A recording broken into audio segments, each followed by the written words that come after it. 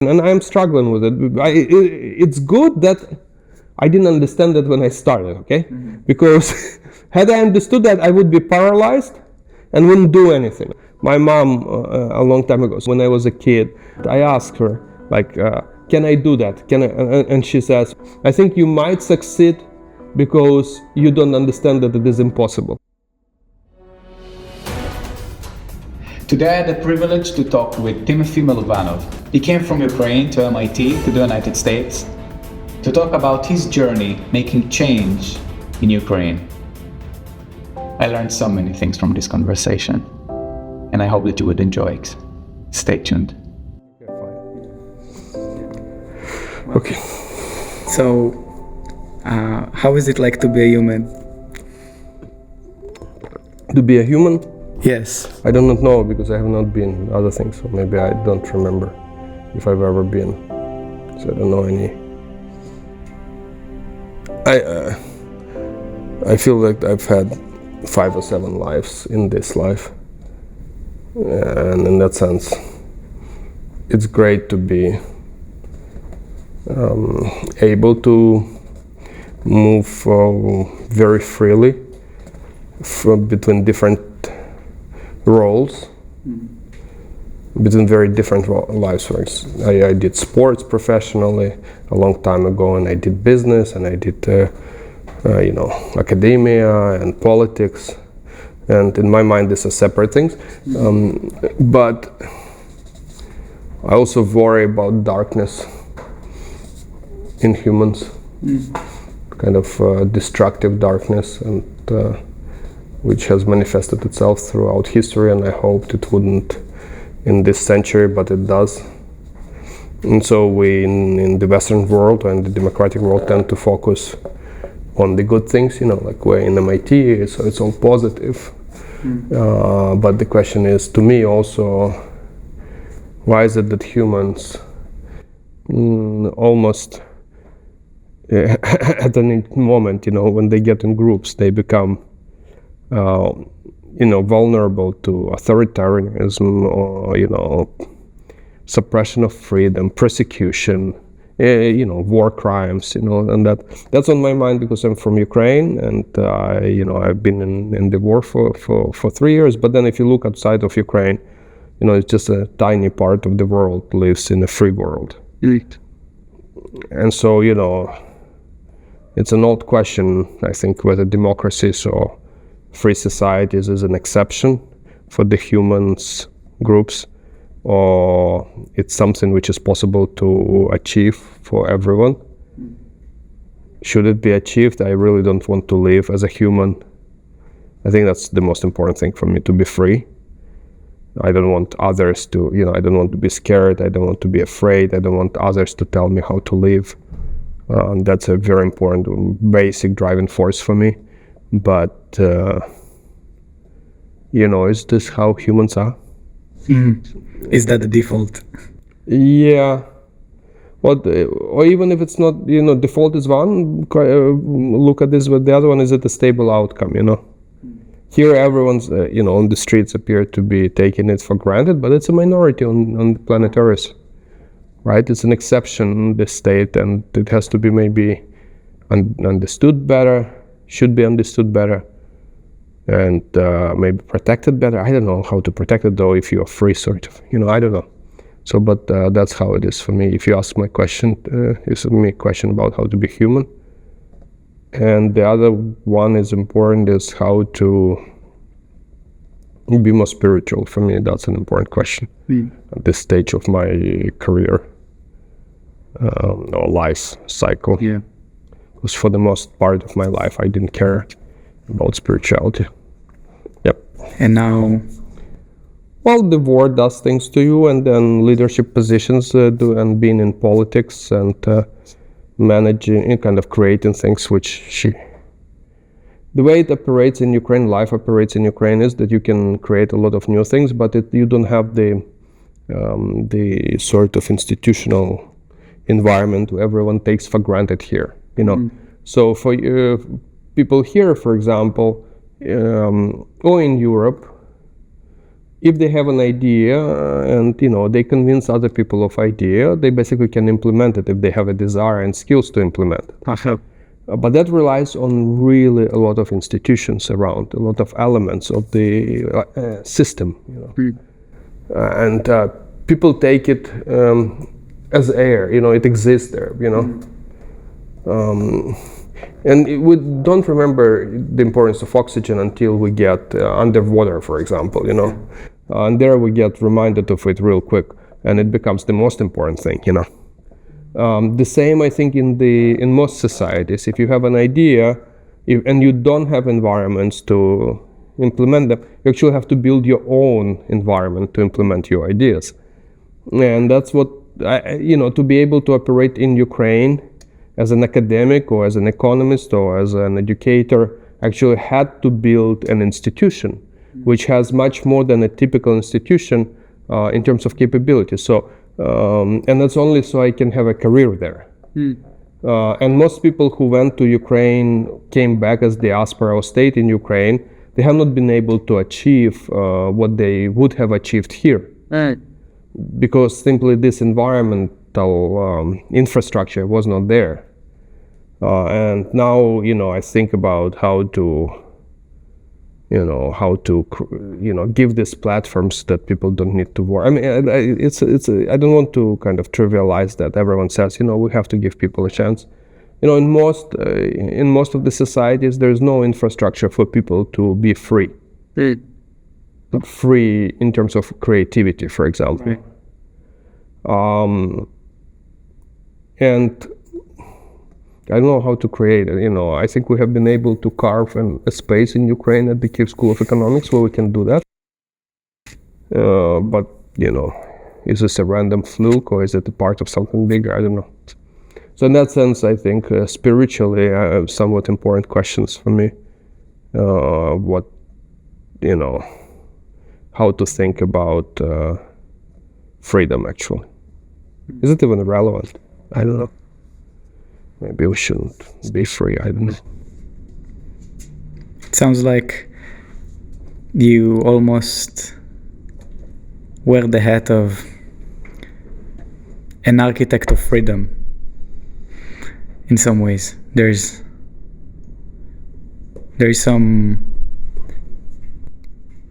some infrastructure that here we take for granted. Here you go and you see these people in the street, they walk, and if they have an idea and they have the skills and the competence, they can just act on it, go to convince some people, and then they will get the resources, everything will be in place, and they can just be creative and do.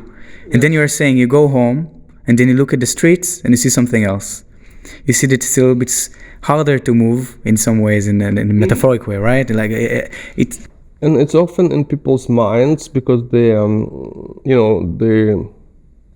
learn helplessness. People sort of try, or and it doesn't work, or they get punished by the society often, not even by the government. So it's the culture. Yes, I think everything is culture, because you look at what's happening in the United States, and we talk about economists. I'm an economist. We talk about institutions, but really, institutions is just a formal version of a culture, in my view, because if we really think that freedom of speech is important or rule of law is important, there should be people who are willing to protect it. And it's not about protests per se or financing or contribution. It's about everyday small steps, how people interact and what they do. And so any change or any both suppression of freedom or protection of freedom requires millions of people taking certain steps, right? Telling a student in a classroom that he or she is stupid with her idea, or is not respectful enough, to a higher authority. So the moment I see that someone says, "Oh, you're not respectful enough," that's not merit-based to me, and that's a sign of suppression of freedom. Because, why should I care if someone is respectful or not? Respectful is about maintaining, the right notion of something, of relationship in the society. So a person who is free should be able to break this notion. If you're not hurting other people, why should you be respectful? I remember being in a university In Ukraine, just when the Soviet Union collapsed, I was a student, a couple of years after the collapse of the Soviet Union. I was sitting on a floor in a math department, and the chair of the department took time to scold me for sitting on the floor because it was not respectful of mathematics, and I couldn't understand it why then, and I can't understand now. But I understand overall the notion of what he was trying to say is that this is a university, this is mathematics. If you respect the field, you have to follow certain rules. And I think people who are free disagree with that, or should disagree with that. And then, some societies are more accepting of this and others are not. And I think what is good in the US in particular, well, although not everywhere, and I think it's been challenged all the time, especially in politics, but what's good here is that there is a way to break the rules without being threatening to others, because societies start to protect or defend. They go defensive when they feel threatened. Like this math department chair would feel that he is threatened by students who do not follow the rules. Because everything stands because. Exactly, of these rules, and people are unruly, and it's true, people are unruly. So I don't know. I think that's that's a challenge for most of the societies to, like, I'm at Pittsburgh here, and they can't find a way at the University of Pittsburgh. They can't find a way to keep me engaged with the University of Pittsburgh because I break the rules. I'm in Ukraine all the time. And they say, well, this is against the rules, so either you go on leave or you have to get fired. This is the same story, by the way. It's like anti-freedom story. Yeah. And why are they doing it? Because they're afraid that if I'm allowed to do that, everyone else will be allowed to do that, And then the question is how to create this margin of freedom so people can be also creative. Yes, exactly. Without, I don't know how. I think the question is how to make people unafraid, because we are all, So they would loosen the strictness. Yeah. So I think evolutionary. I guess the survival is more important than success or creativity. The first order of business is not to get eaten by an animal, and and if you hear a new noise, the first reaction is fear, and only then you see, you first worry if you can be eaten by that new noise, and only that you check if you can eat that, right? Because if you start checking, if your first reaction would be, can I eat that, you will not live for long. Okay. So first you have to, when something new happens, you have to get afraid, evolutionary, because like you die only once, and it's almost cliche, life has to win every day, death has to win only once, right? So I think that's why people are afraid of new things, and it's ingrained. And then so the question that some of the societies, or no, subcultures actually in the US, is not everywhere, but in top universities, in top companies, in the Silicon Valley, among startups, among some scientists, but not everywhere. There is this notion that new is good, but overall that's not the case. And so the question is how to undo this fear of the new among people. So I don't know how to do it. I mean, there are ways you want to sort of smooth out, and at least that's what we do at the Kyiv School of Economics. And then, societies which are not used to new, it's even worse, okay?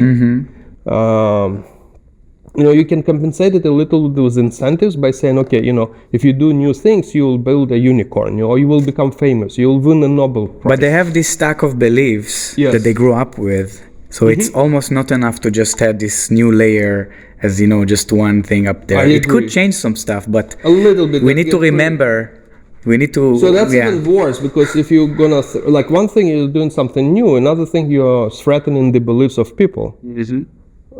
That's much worse than just doing something new, New could be forgiven, insulting people with the fact that they could have lived a different life. Yeah.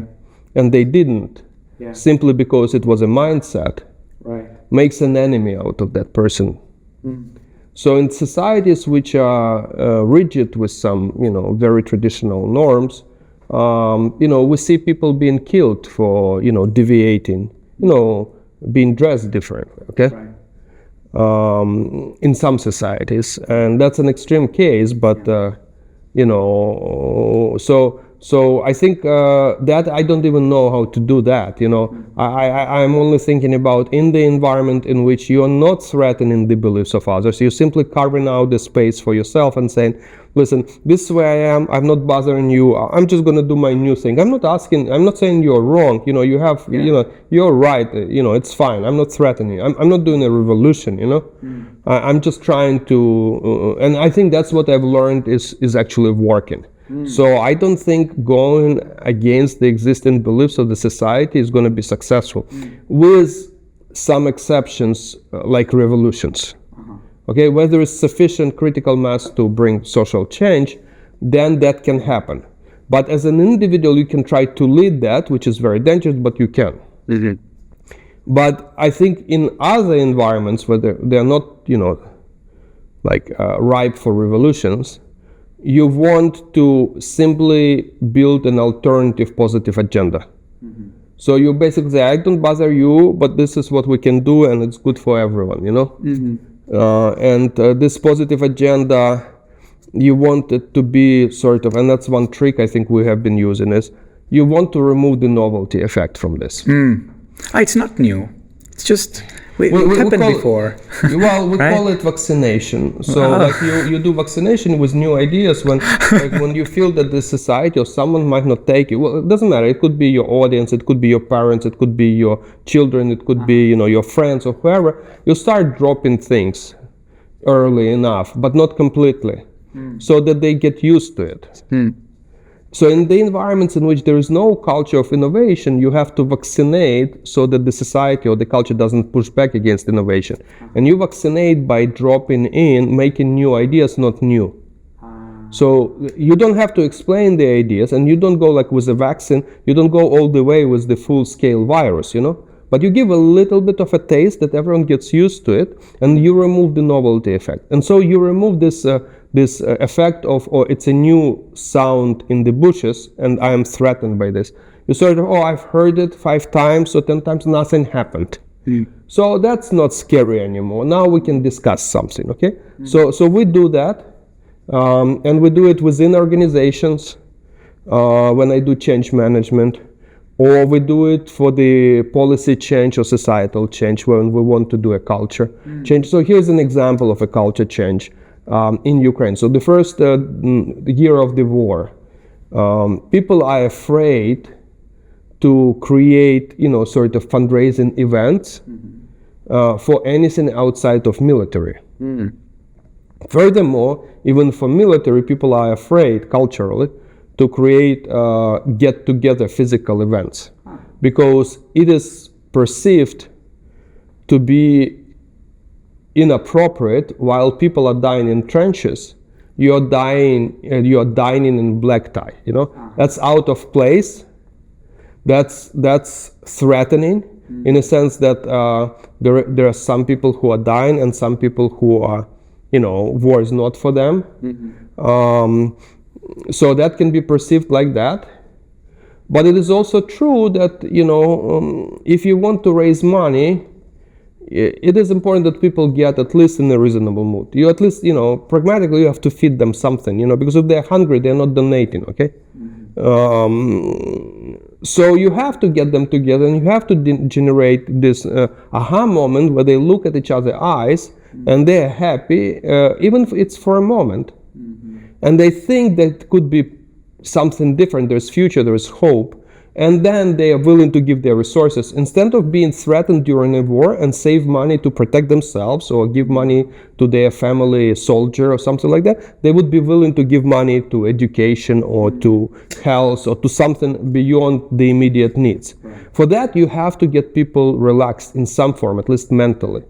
And you have to also give them a social proof that others are doing it. And so it is easier to get that change actually offline among some leaders who then later go online and generate a change, rather than try to push it just online. So you have to have some physical space events, and people are afraid to do it. And so what you do it, you start basically vaccinating. You announce that there is this idea, and then you tell what's going to happen, and you explain over time, and then they sort of come down because they see that there's no pushback, there's no toxicity around this, and then they all come together. They see that a fundraiser is happening, and it is okay to give money to education or to hospitals, not just to military, and then it changes. So we've done a fundraiser like that, and after that it was the first fundraiser physical in Ukraine in 2022, and after that everyone started doing fundraisers. But because before that people were afraid to do that, exactly because it was novel and it could be perceived wrongly. So you sometimes it doesn't work. Vaccination is also a good idea because you try to vaccinate and you see that the body, the organism, is not responding well. So then you stop. So for example, I had some ideas about some fundraisers, and the team had some ideas, and we started talking about it on social media, and got such a pushback on this that we scraped that and apologized and didn't actually do anything. So this idea of removing novelty from anything which is novel, I think it's one way to go. What I've learned in very hard way in Ukraine. Because at the beginning it's like, oh, there's this brand new thing. Yeah, let's do that. Let's do this thing. It's just such a great idea. And then they look and they almost a little bit scared. Punishes you, yes. And then you ask, and you say, everyone benefits from that, but no one cares, If people get afraid, they will, kill your idea. Even if it's good for them. Yeah. There are so many good ideas. There are libraries, for centuries. People can go and read books and they don't get educated, right? And pick up great ideas and improve their lives. They don't do that, right? So many areas for improvement that are untapped. Right. Yes, but it's, in some sense, it's also very human to self-sabotage, right? So, and it's a right of every human to, like when I teach a class here in the States, often, especially management class, I say often that it's your, constitutional right to screw up your life, That's a very American culture, no one's going to patronize you, no one is going to tell you, how you should have or should not have behaved, The opportunities are there. But in many societies, that's not the case, right? In many societies, the society will tell you what you should do, right? Your parents will tell you what you should be, right? There's specific roles and you have to play them, right? So in that sense, freedom also means that you can make a lot of almost fatal mistakes, right, in your life. And if you let people do that, they will not achieve necessarily the best, but so it's two-edged sword, I think. When you don't force people, or but I prefer not to be forced, frankly, personally. Yeah, it's a decision. Yes, it's a decision. As a leader, it's a decision. It is also a decision in which society to live. So in my life, I was so upset and pissed off by Ukrainian culture of the post-Soviet Union. I mean, now it's a very different culture. But in the 90s, when I decided to go and live in the States, it was very, it was very Soviet, not so post-Soviet kind of, this is the right way and this is the wrong way. I couldn't stand that. I could not stand that. And it felt, much better here, even though the pressure for me as, not speaking good English, not having relatives here and not having money, it was very difficult, but I think a lot of people have gone through that and nothing happened to them, nothing bad happened to them, only good things. It's not easy, but I kind of preferred that.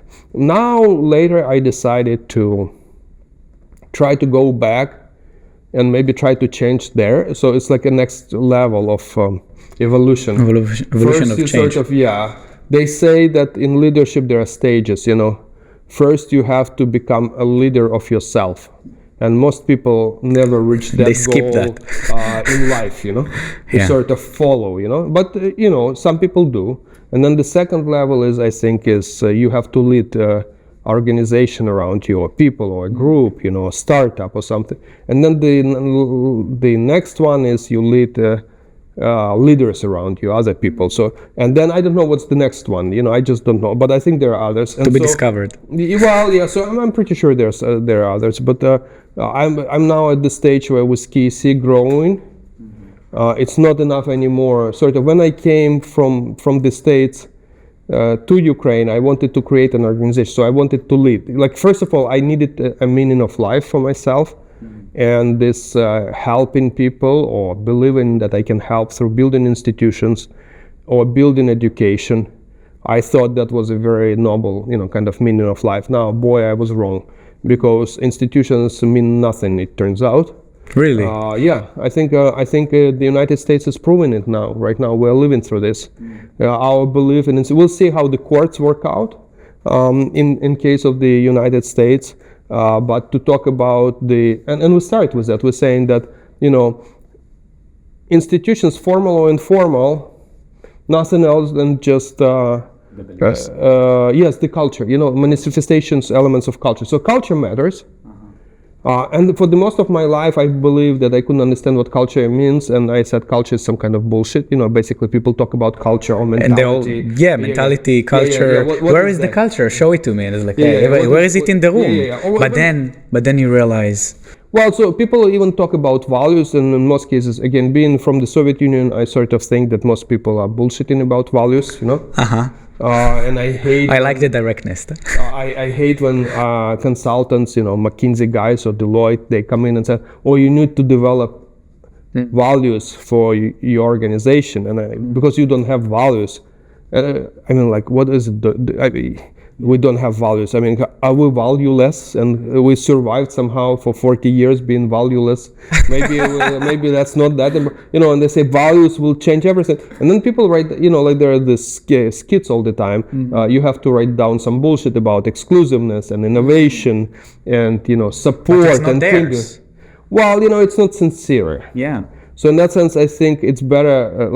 I talked to one very successful recently extremely successful high net worth individual, and he said, yeah, we were forced to write this bullshit too, but basically you have to live through values, you have to live them.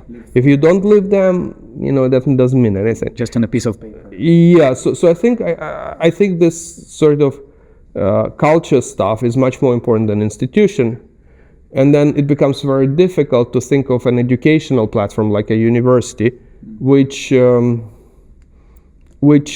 maintains or even better changes culture. Because on the one hand, you want to give freedom to people, but you want to have a culture of freedom.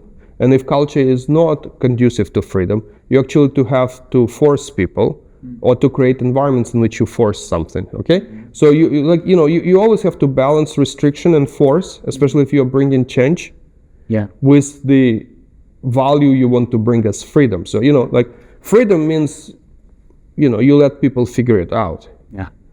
But if people don't want to figure it out, you force them to become free, you become a dictator, So, how do you build an institution, a university in a country like Ukraine, which changes culture?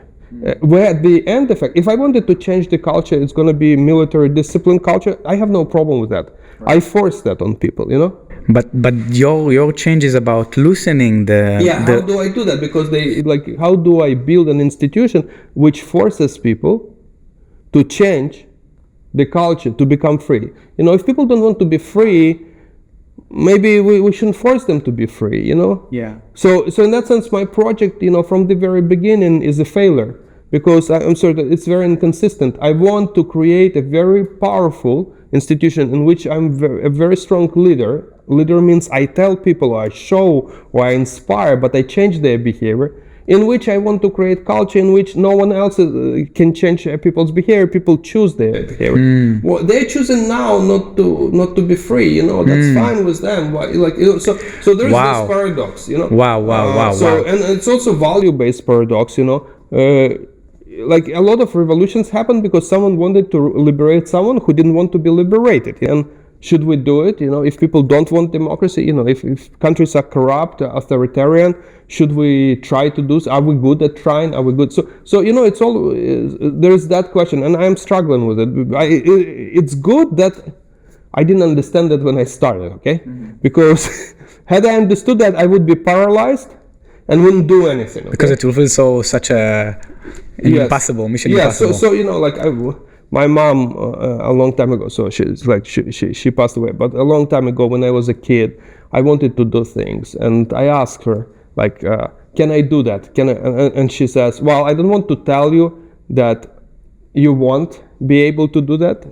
I think it's impossible what you're trying to do. Wow. But I'm not going to tell you that. I'm going to be direct.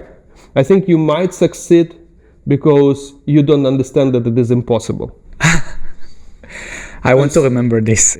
So in that sense, I think it was the university is the same. I simply didn't know that it's impossible to do. So and there are these more fundamental paradoxes that in university is supposed to be an environment of the free, but I want to create a culture change, and people themselves might not be willing to be free. And what do I impose on them? So it's a little bit like a church in some sense. You create a culture in which you show this culture to people, and you want still to find a balance where people say, okay, I like it, so I want to join that. I want to become like that, rather than, you come in and this is what you do in classes, you have to come up, we force you to come up with an innovative project, So I think it's very difficult, but it's great I didn't know that. So I thought it's all about institutions and teaching good economics and bringing academics. It's not about that. It's really about culture. I still don't understand anything about culture. And how to change it. No, I have no idea. But in the meantime, I think the university is doing well. It has become top 1, top 2 in the country, depending on the field. So, I don't know, probably. I don't know. So maybe something works there. Well, maybe, but I don't know. Yeah. Wow. It sounds like, when I imagine you as a change maker, as if you imagine you're swimming in the ocean. So it seems like you swim in an ocean. The water is not water, but honey. You want to swim and you want to move so fast, and it's like, oh, but we resist for change and we resist for this, and we can't. And what I hear is some. I don't know if it's a good way to call it limiting beliefs, but would you say limiting beliefs? Yeah, absolutely. I think that's fine, limiting beliefs, so people don't trust themselves. But I do have this, I constantly struggle with this, how much, I kind of, when I was a little bit less experienced, I would, my tendency would be to let people, I would make this mistake usually, basically. I would let people be free, meaning I would delegate things. And then I look at this and say, oh, this is shit, you have to do it that way, So I would let them make all them say and then overrule. So now I'm still doing that often, but I've learned to live for years, sometimes with decades, with people, in my view, doing something which hurts even the organization I'm building. And I think it's a process they have to learn. So, but I really have, it's the biggest challenge for me to sort of figure out. Because then you would become that person that tells them you can't, I don't want, but and I you have can. to, and then I don't have a justification why I tell them to do it that way. So this is the constant struggle of embodying that quality within yourself, right? Because if that's the only way we know to... So I'm maybe, I have two personalities. I mean, not it's the same personality, but basically sometimes I'm dictatorial and sometimes I'm completely laissez-faire. And finding the balance when to switch, it's a struggle for me. Right. So we're about to finish soon. So what is... But let me say, you basically, if you're not willing, in my view, in the environments which are, where you want to bring change, you have to own the result. And that means that you can try and play around and let people do what they want, but if it fails, you have to effect change. And it means that sometimes you have to drive through, brutally drive through. And then it's very, you have to watch yourself not to get carried away by this. But in the end of the day, it's you. In the end of the day, change is still more of a military thing. like in difficult environments, in toxic environments, or in like hostile environments. It's really like strong leadership in environments like Ukraine requires real focus on impact and delivery, and not accepting failure. I mean, this is still cliche, but you sort of have to, the one solution to this is move away from this philosophical discussion about freedom and formulate some measurable outcomes, or at least outputs, and then demand from yourself and from others that those are met. And then you kind of not thinking about freedom and culture, but you sort of focus on the results, and that means that sometimes you're dictatorial, and sometimes you like, if people are meeting and you do nothing, okay? So it becomes a little bit more functional. But I also don't know if it's the right thing to do, I don't know. Wow. So what is the one thing in one sentence that you would like at least me to take home and remember? I would actually try to have a sticky note. I have yellow sticky notes next to my computer to remind myself, we are all growing up as leaders here, right? So what is one gift as a lesson that you would tell me, hey, write this thing to yourself? And I would look at it every day. I wake up in the morning and I would look at this thing. What would that thing be?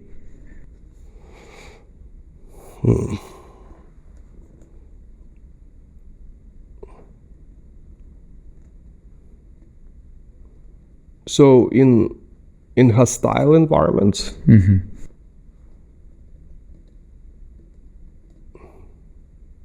you must inspire people with what they think is impossible. So yeah, so if an environment is hostile, you have to give people a dream.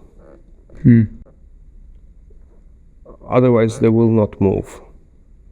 So you have to give people a dream in a hostile, non-hostile environment. I think that's the only reason, or the key. One reason for success is that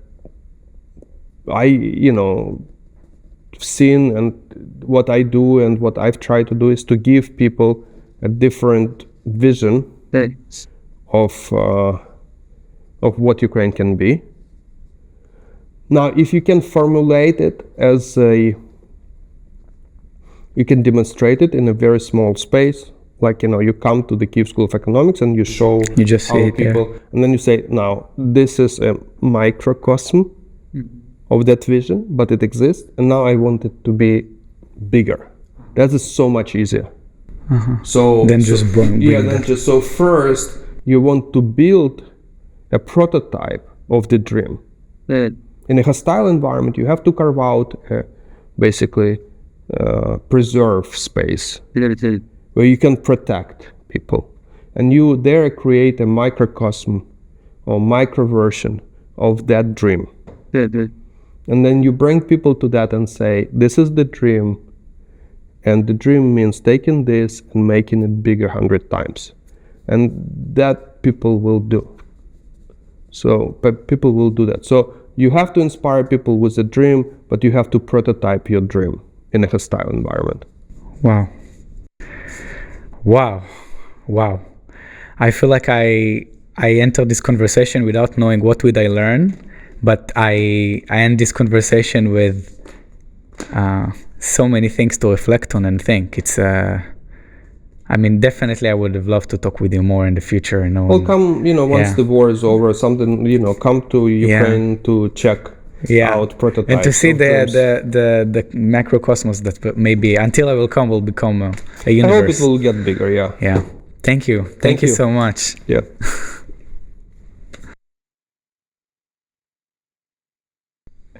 I want to remember this.